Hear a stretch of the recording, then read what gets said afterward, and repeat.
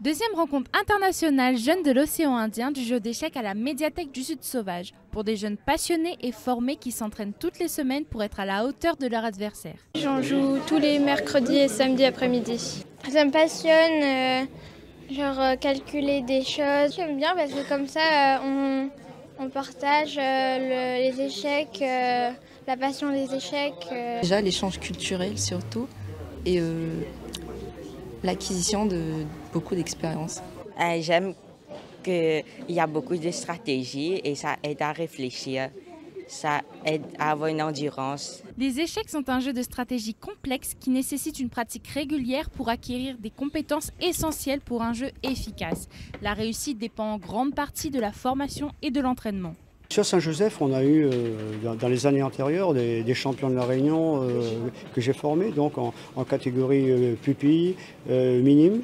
Donc il y en a qui ont été sélectionnés pour aller en France, donc disputer donc les championnats de France. Cette année, donc là on a une joueuse encore qui s'appelle Claude Chinet, donc sa partie est en direct.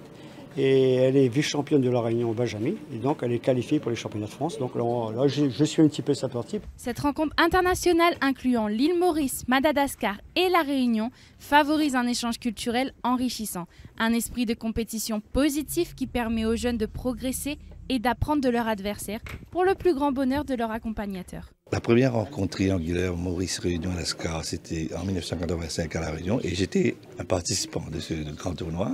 Donc ça me fait très plaisir, après tant d'années, de refaire ce tournoi triangulaire à La Réunion.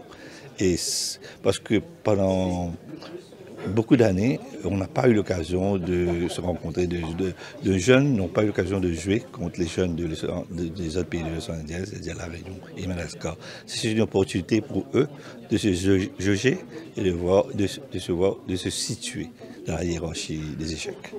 Ce sont des échanges d'expérience et surtout ce sont des moyens pour tester leur niveau.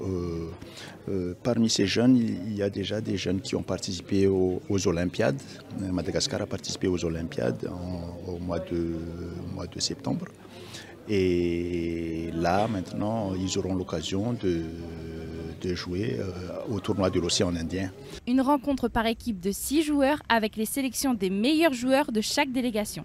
Un tournoi en expansion qui offre aux joueurs l'opportunité de se mesurer à différents styles de jeu. On a commencé l'année dernière, on a fait la première édition, donc là c'est la deuxième.